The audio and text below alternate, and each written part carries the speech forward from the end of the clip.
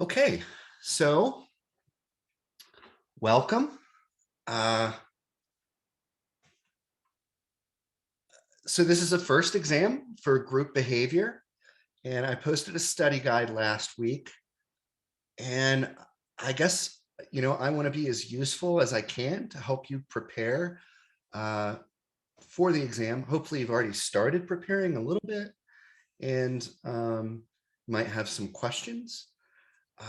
But yeah, so why don't we kick it off with what kind of questions do you have about like the exam in general, like the exam format?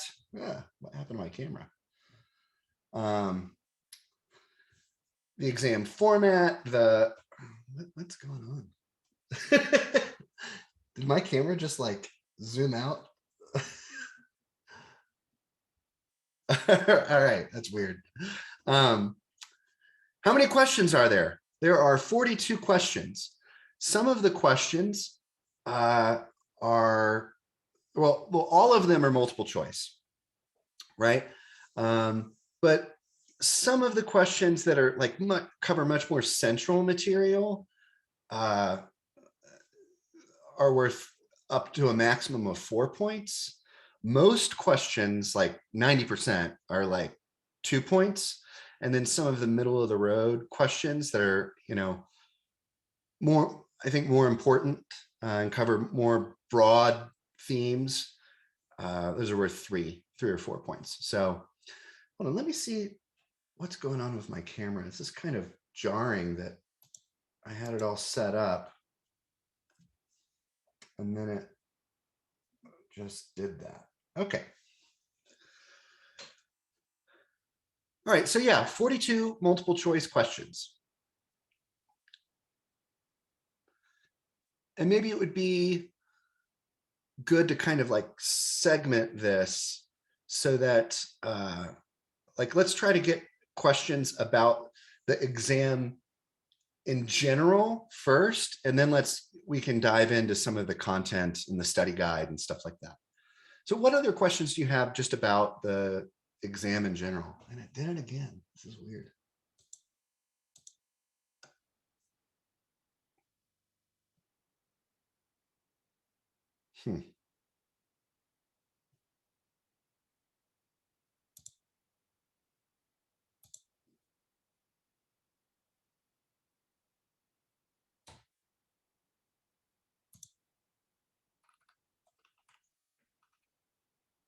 Yes. That's a great question.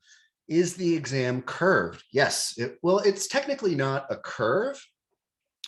It's whoever gets the highest score gets 100, and everyone else falls in line below it. Right. So this exam, which I did kind of touch on in the study guide, it's challenging.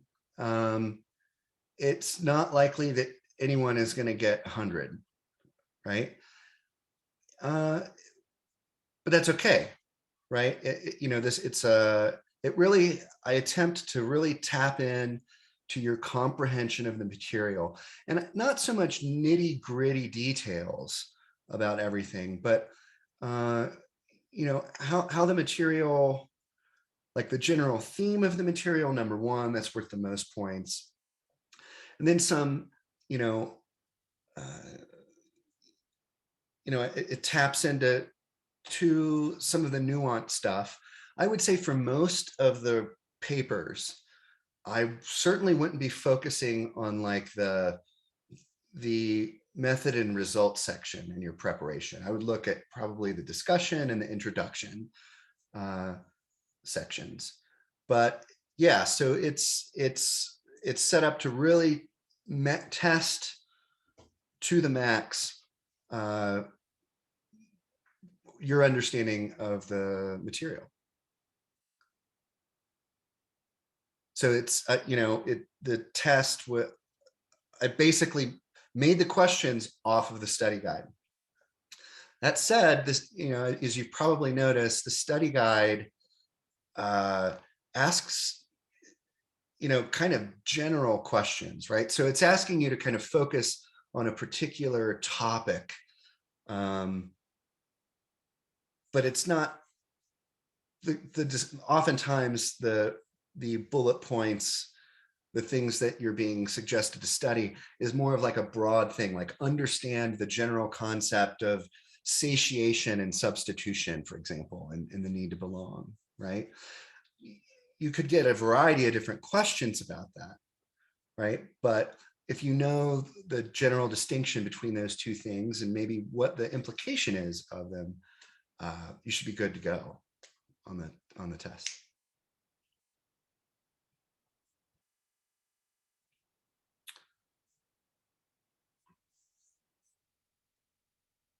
So I guess, I'll mention this again. I said it in the thing.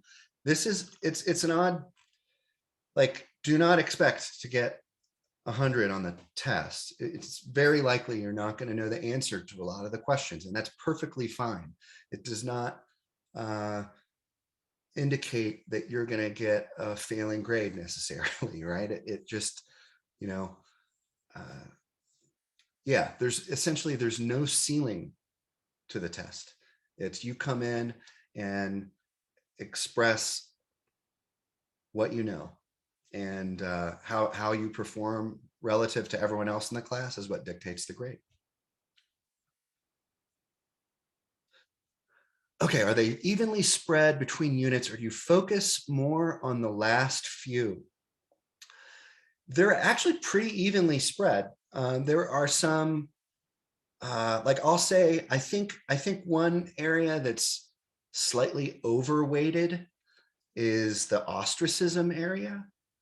But for the most part, like I made the study guide and then I went through and generated questions to tap into most of the items on the study guide.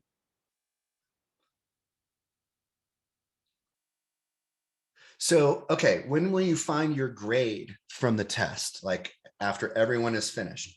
Well, so you get 2 attempts, and both attempts, I make this so that it actually mirrors identically the constraints that you would get in an in-person seminar class, right? So each class period is an hour and 15 minutes. That's what students who take the class in a face-to-face format receive.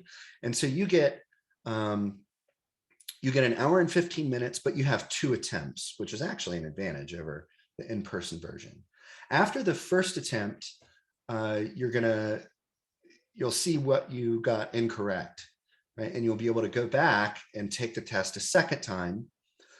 It will be the same questions on the second attempt, and uh, you'll get a chance to, improve your grade. At the at the end, it's not going to tell you correct answers or anything like that. What I'm going to do is go in and determine the curve, right, based on everyone's grade, and uh, and then those will be posted. Once I post the curved grade, then you'll be able to go back in and see what you got correct, incorrect. You'll be able to see the correct answers and the incorrect answers, if that makes sense.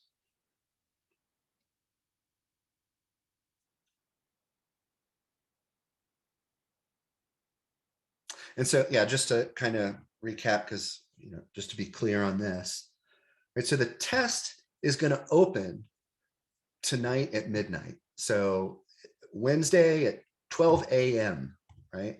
And you have until Sunday. So it might be wise for you to uh, maybe take your first attempt, see how you do, and then you still got some days in between there to prepare for and give it a second crack. So know that. Use your time wisely, and definitely take advantage of the second attempt.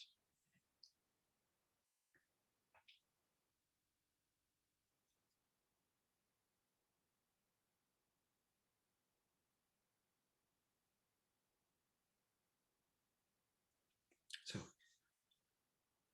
what other questions do you have? Or I mean, if you want, we can go into the study guide and any questions that you have just in general about the material. I just, my goal here is to be as helpful as I can for you. Uh, so help me out. How can I be helpful?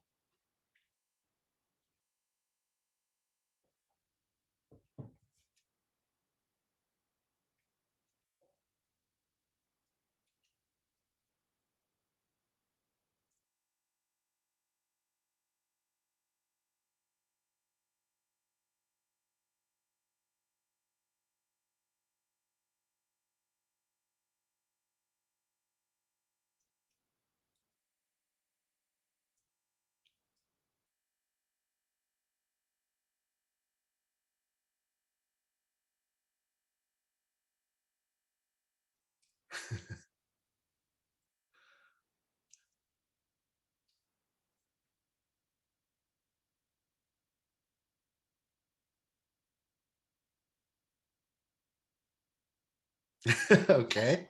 Um, I mean, any questions at all on the study guide?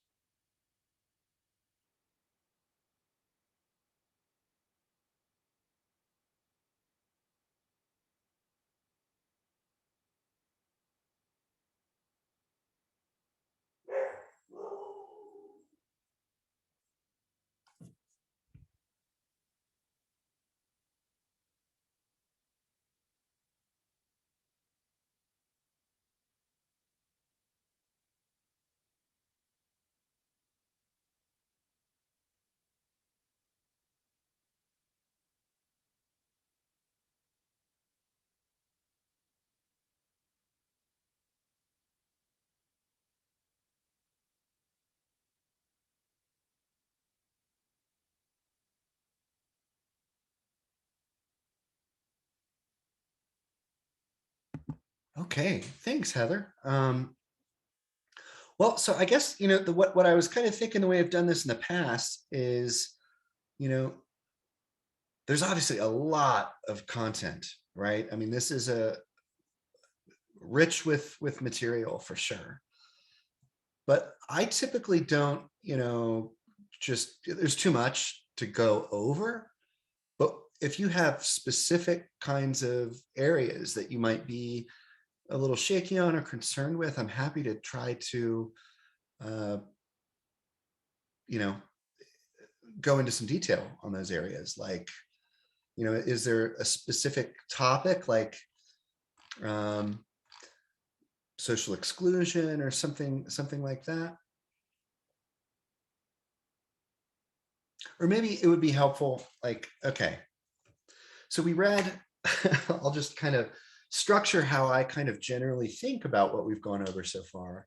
And that's, we started with that chapter by Donaldson Forsyth, which, uh, there's some exceptions, but that chapter, it describes, basically the whole of this area of group behavior. And it goes into a lot of different topics, many of which we just dove into in a great bit of detail.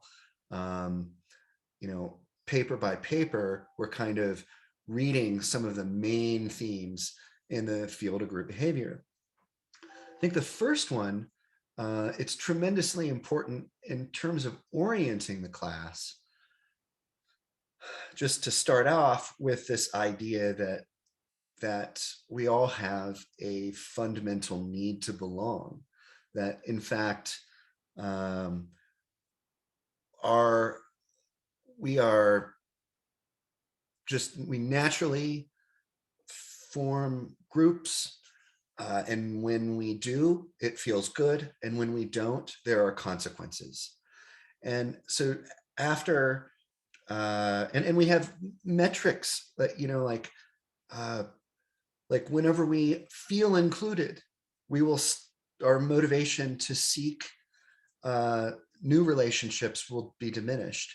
But whenever if we lose a friend or something like that, it's going to instigate motivation for us to meet our need to belong. And uh, this has a lot of psychosocial consequences, our sense of belonging.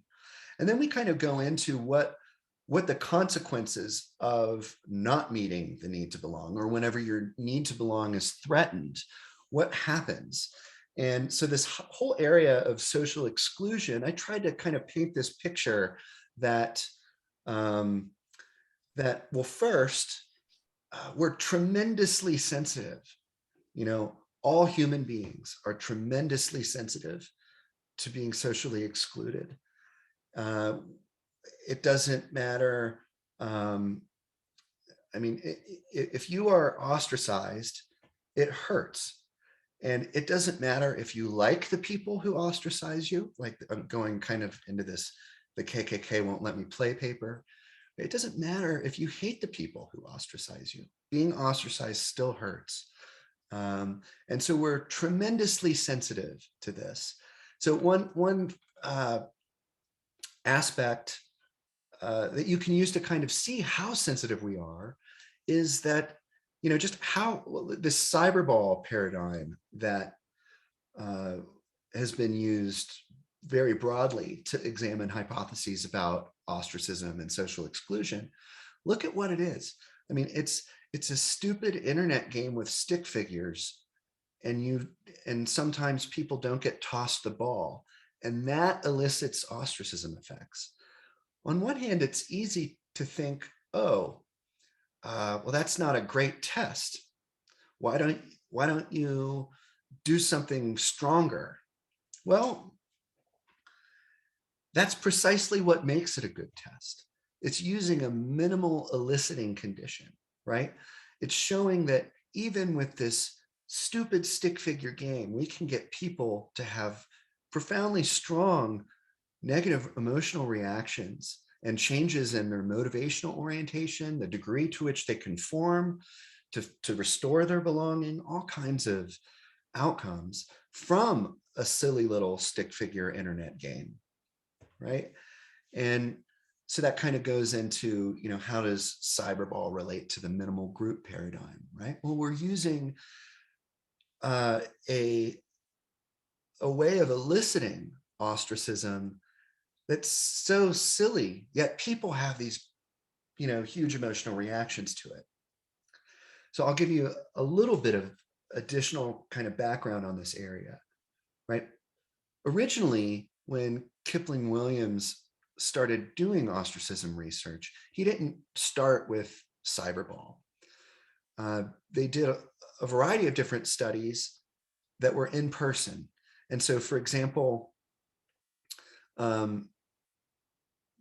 they would have Confederates, like two graduate student Confederates in a waiting room, and they would have a participant come in, and one of the graduate students would pick up a ball and start throwing it around. And sometimes they would ostracize the participant, and sometimes they would include them.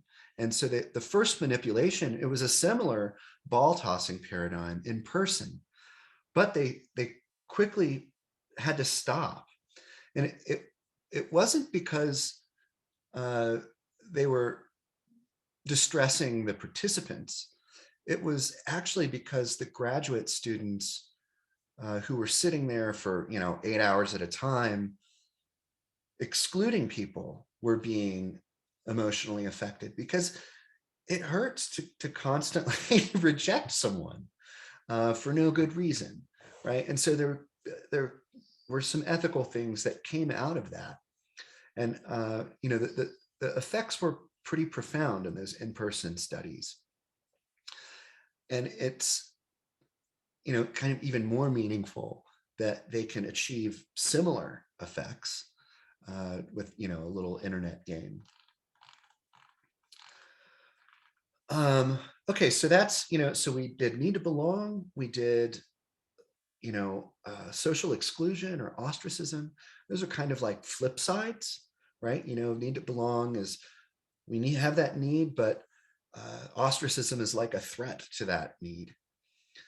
But then we go a little bit deeper and we find out that, well, actually, there's some prominent theories that suggest that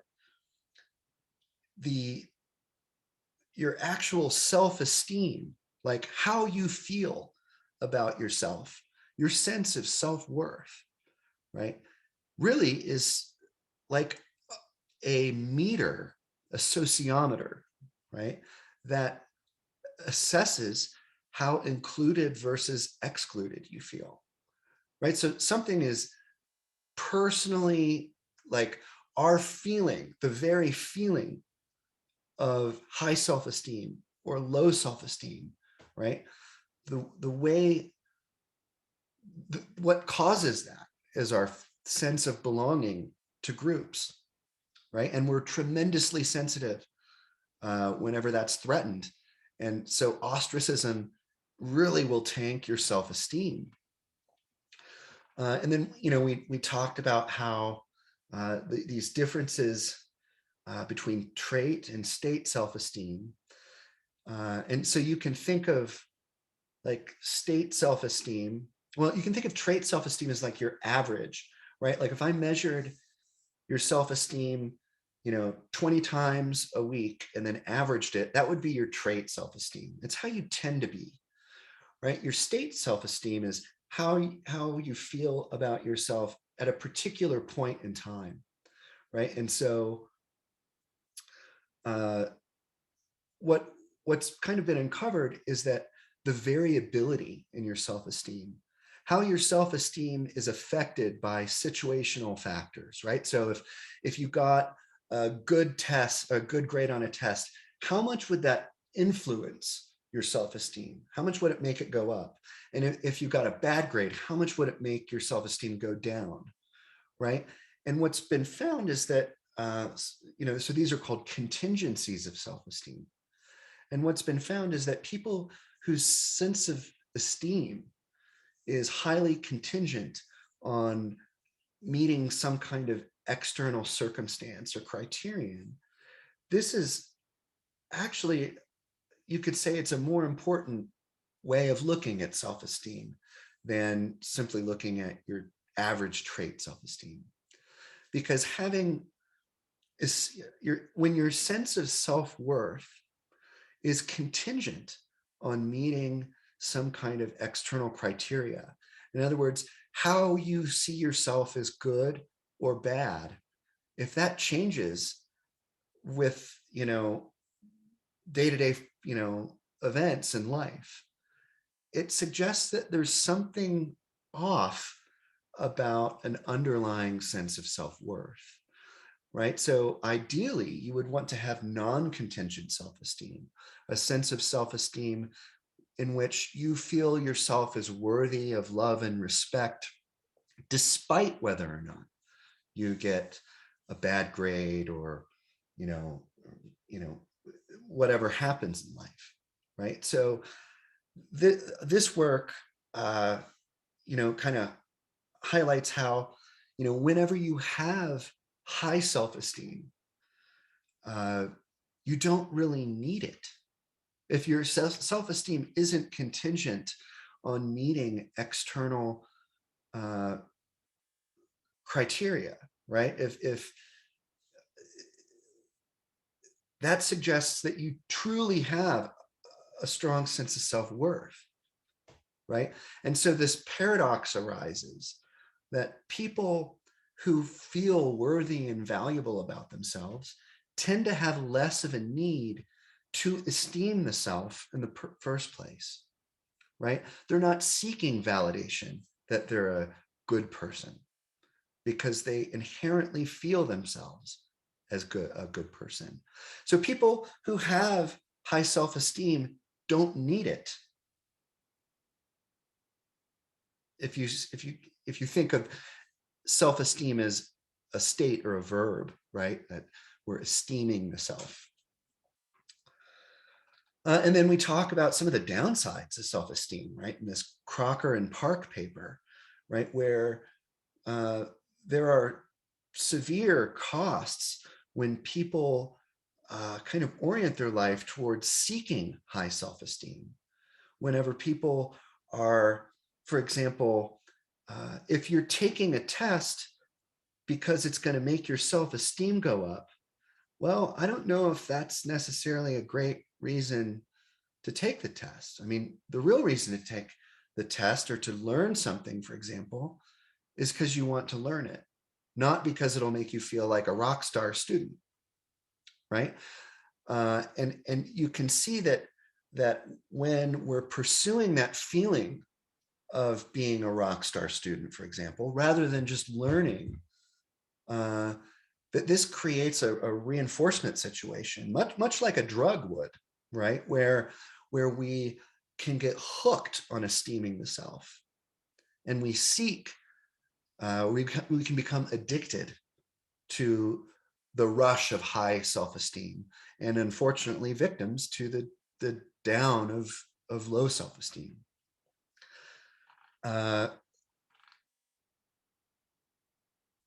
Is this helpful? I guess I'll stop. I'm like kind of halfway through. Is this helpful, or do you want? Would it be better for me to let you ask questions? Okay, okay. All right, so I'll keep going. So, all right. So just kind of backing up a little bit. So we have the need to belong, right? When that need is violated through ostracism, it makes us feel really bad. But why? Well, one reason is because it influences our self-esteem. And in fact, our entire sense of esteem is predicated from a certain point of view on this feeling of belonging, right? So what's another, another thing that might influence uh, our sense of belonging, or our tendency to exclude other people, right? So certainly we know we don't like to be socially excluded, right? It hurts. We know why it hurts.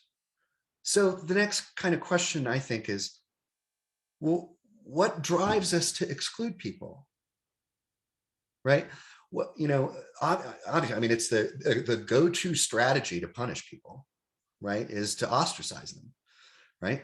You can think of prison, you can think of timeout, you can think of all kinds of things. We isolate people, and that's the punishment, right? It's one of the most potent forms of punishment. But what if our tendency is to use social exclusion is really more fine-grained and nefarious, a more nefarious part of our human nature, right? And so I brought up this section on disgust. I think this is a really interesting topic area, right? And just to kind of, overview it a little bit, you can think of it like this, right? Disgust is an emotion that is very adaptive, right? Because it keeps us away from potential sources of contamination and disease that could hurt us. You can think this is, the idea of the behavioral immune system, right? It's really kind of like a psychological immune system. It's, we have our physiological immune system with antibodies and stuff like that. But you could think of that as like a second line of defense against disease. The first line of defense is psychological. It's our avoidance of things that are disgusting to us, right? So like, no one really needed to teach you you shouldn't eat a random pile of vomit that's lying on the ground. It's just gross to you inherently, right? And we are biologically predisposed to have that emotional response to basically bodily fluids and things like that. The thing that brings this into connection with the rest of this belonging stuff is that, our evolutionary ancestors, right, who were roaming around in small nomadic groups, disgust started to piggyback on, and it wasn't just about bodily fluids anymore, right? But there were other, one potential source of contamination and disease that our evolutionary ancestors faced were people who looked different from them, people who talked different from them, people who had different cultures than them, outgroup members. And so we can see how this disgust response gets tied into the way we perceive other people. And, to put it bluntly, how sensitive we are to disgust, it plays, our disgust response plays a strong role in how much we have negative attitudes towards outgroup members, how much we otherize, and how much we derogate people and groups that are different from us. And we're not consciously aware that that's what's happening, right? And we have very little control over that. But science kind of illuminates the role that the emotion of disgust plays in, ramping up prejudice, ramping up our tendency to blame outgroups and to ostracize them. So, so we read some papers. We read the behavioral immune system, the paper on that. We read some foundational papers in that area. We also covered some papers that demonstrated how it, the mechanisms through which disgust causes, intergroup conflict. Specifically, we showed that, we read about evidence suggesting that feelings of interpersonal disgust lead people to have certain ideological orientations that, if you're in favor of, being egalitarian and inclusive, don't jive with that, right? Like social dominance orientation. That's not a very inclusive perspective. But people taking up social dominance orientation is in part a result of their sensitivity to disgust. So there's a ton of papers out there showing that even today among college students, right? So we didn't read this paper, but I'll describe it just to kind of hit the general point home. There was a study where they had two tests. People came in, college undergraduates came in, and they just had to take a battery of surveys. And in those surveys were measures of prejudice against gay men. And 50% of the people were randomly assigned to a group that had what looked like a booger smeared on the front of the survey. And the other 50% just got a normal test. And what you find is that people who were primed with disgust by a little booger smear were significantly different in terms of how their attitudes were significantly less positive to gay people among straight people, right? Than people who weren't. And this is, so this is something, I'm trying to point out with this area of disgust that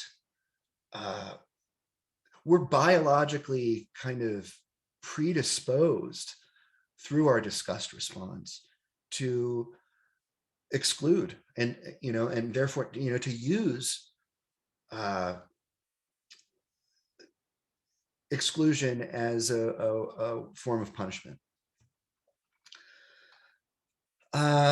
And then it kind of that theme kind of fades into the background when we go into attraction and mate selection, which I am very well aware that I had some probably triggering articles on evolutionary psychology in there.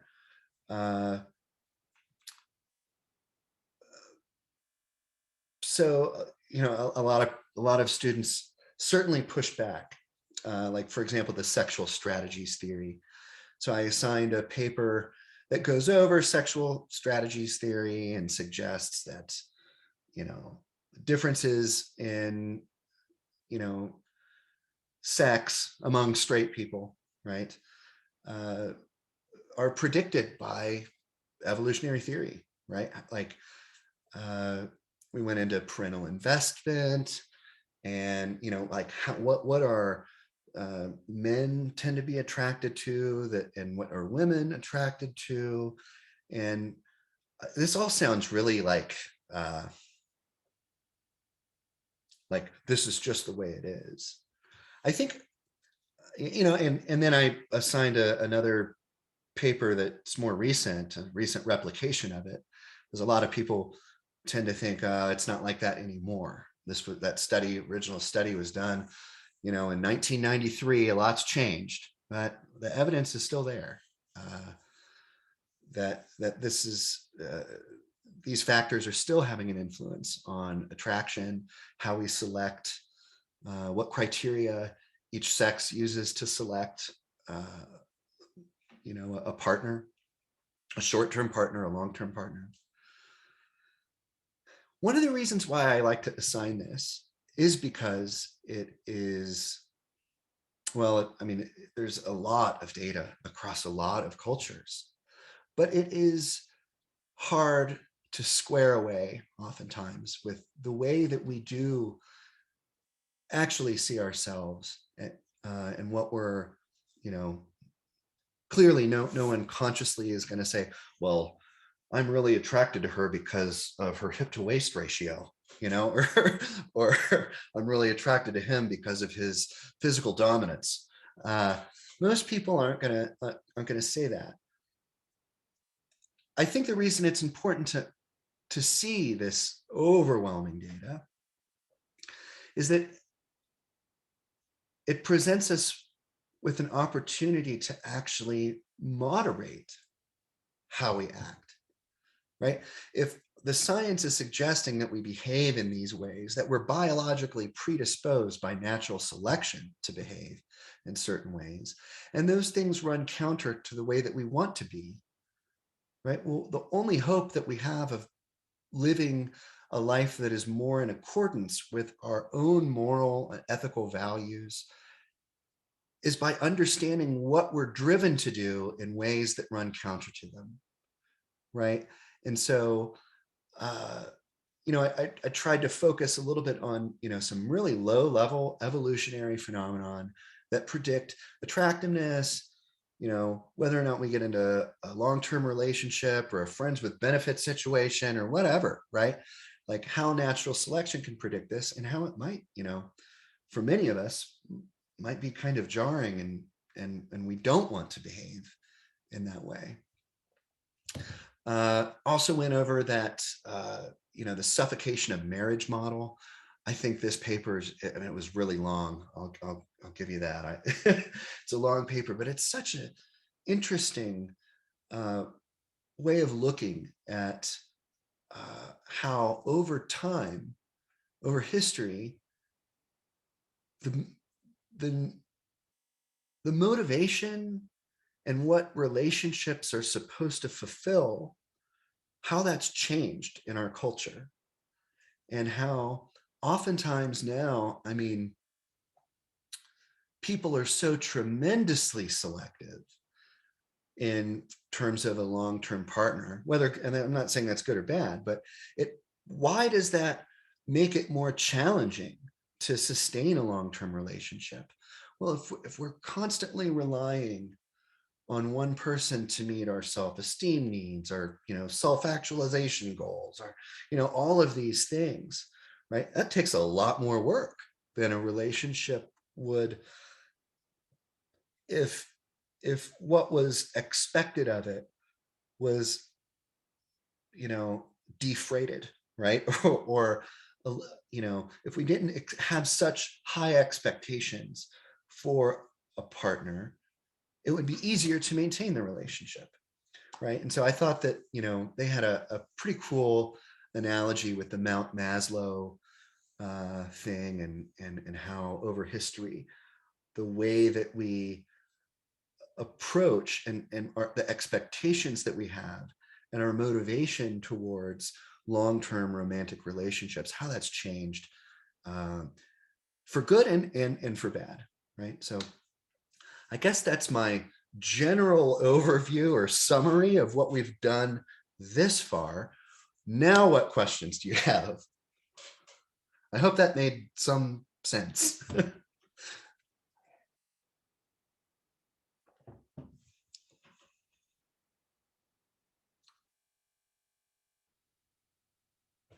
Yeah, thank you. Yeah.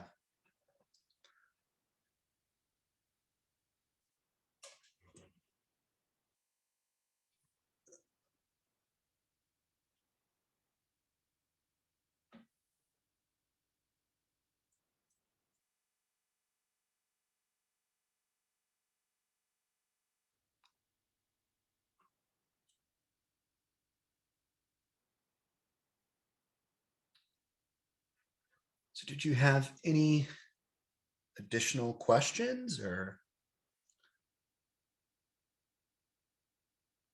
I had a question about the self-esteem one. Yeah, sure. Um, I don't think this is really relevant to the test, but I was reading in that article about contingent and non-contingent self-esteem Yeah, about how like the majority of individuals had contingent self-esteem, yeah. but we were talking about how non-contingent self-esteem is the ideal here. Is it really that bad to have contingent self-esteem if everyone else has it?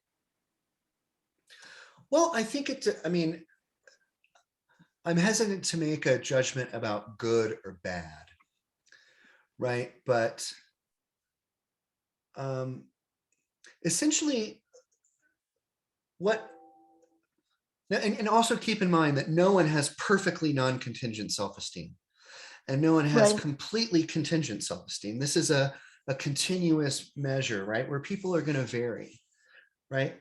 The thing is, the degree to which your self-esteem is contingent essentially means that your self-worth and your sense of value is pushed around and bullied by the situations you're in.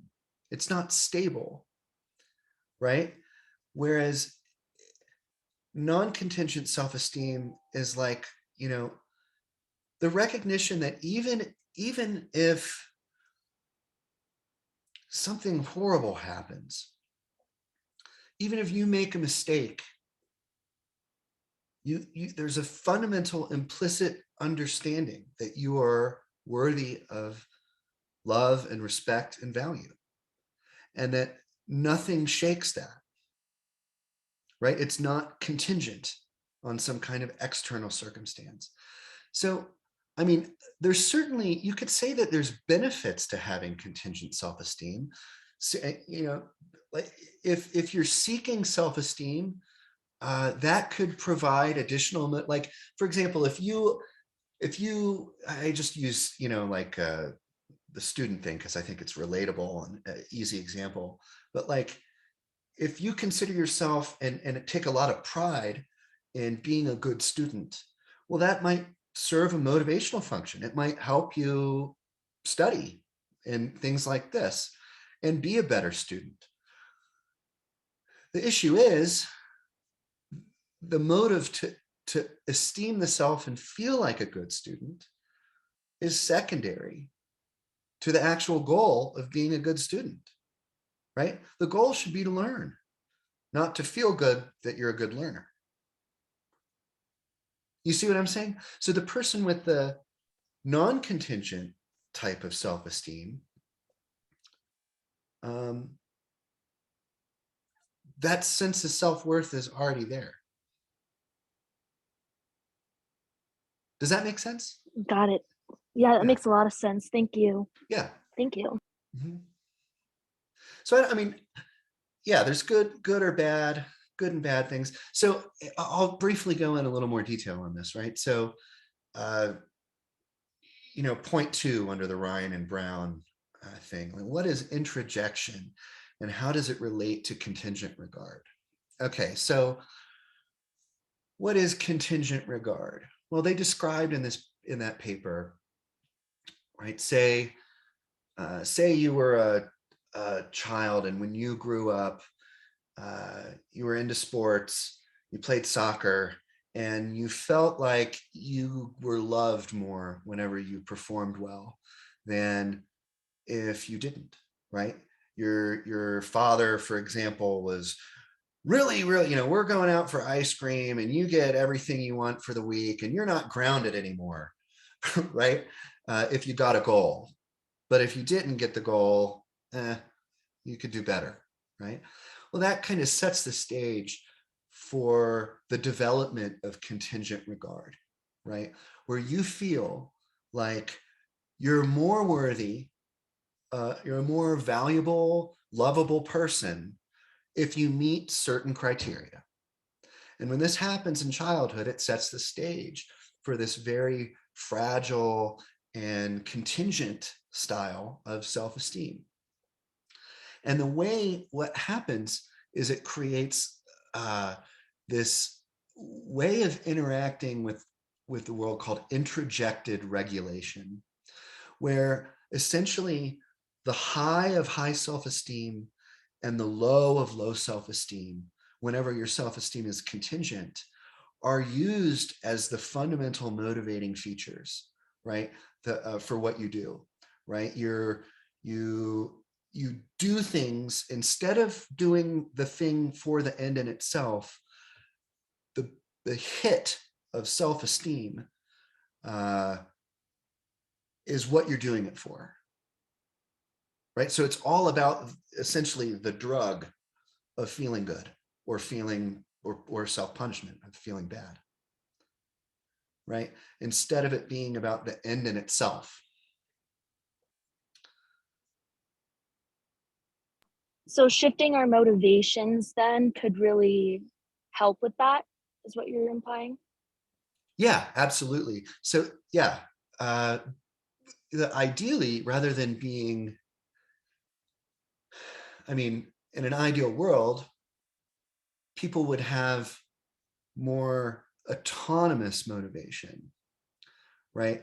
Which is a motivation where you're seeking the end for itself. I'm a student, there's a test. I don't care about the test. I care about learning the material, right? I Right, care, I right. care about learning the material as best I can because I want to know it rather than I want to get a good grade.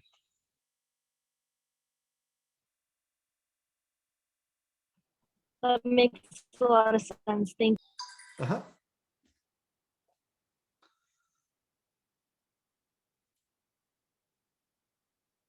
Yeah, I think, just kind of add on to that, like, I think that's one of the things that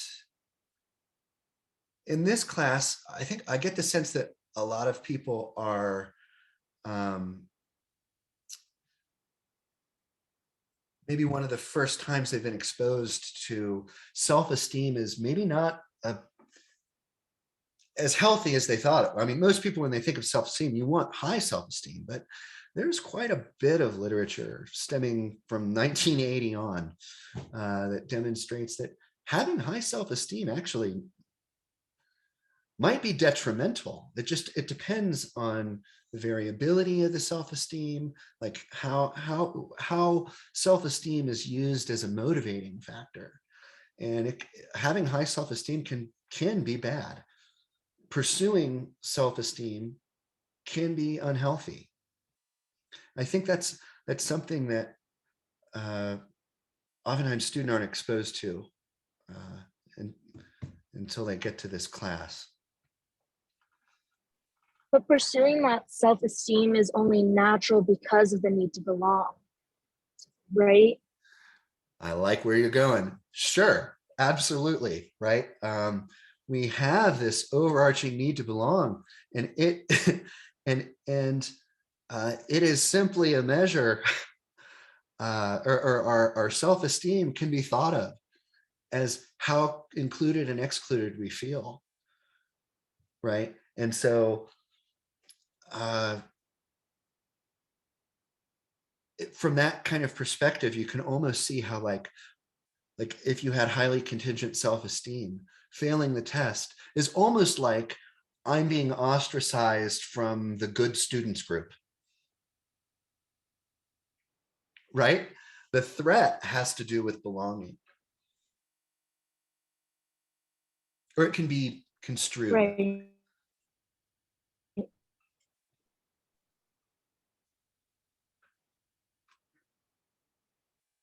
I'm still curious how what's going on with my camera. Like why did it zoom out? It's never done this before.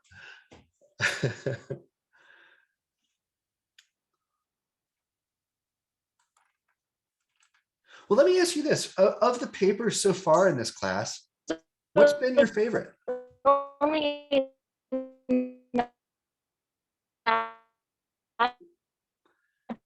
natural for us to see the Hello?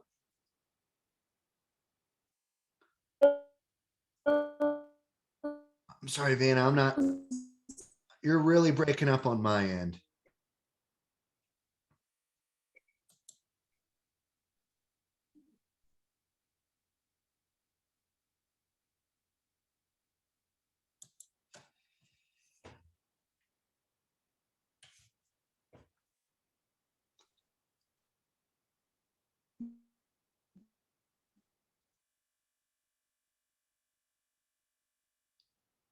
Probably the sociometer one.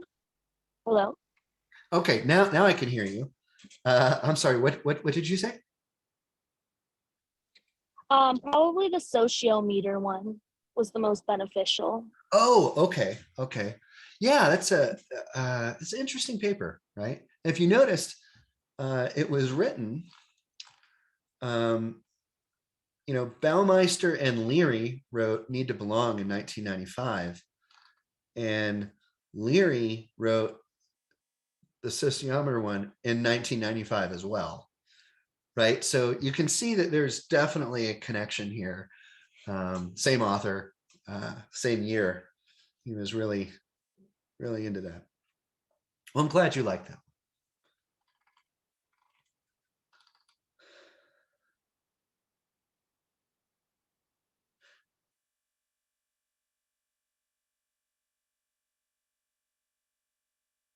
Oh, great, Heather. Yeah. So any other questions?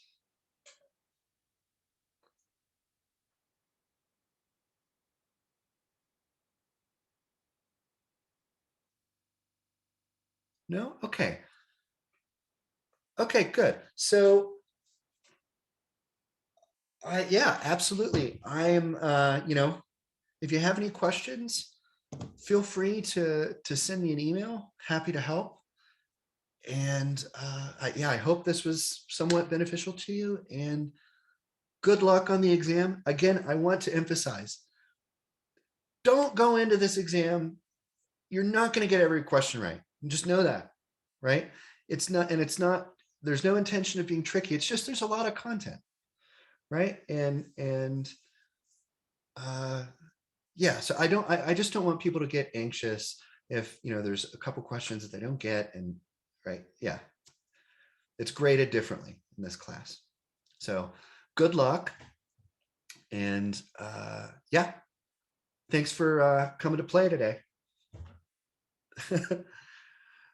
There's no essay questions now. No, it's all multiple choice.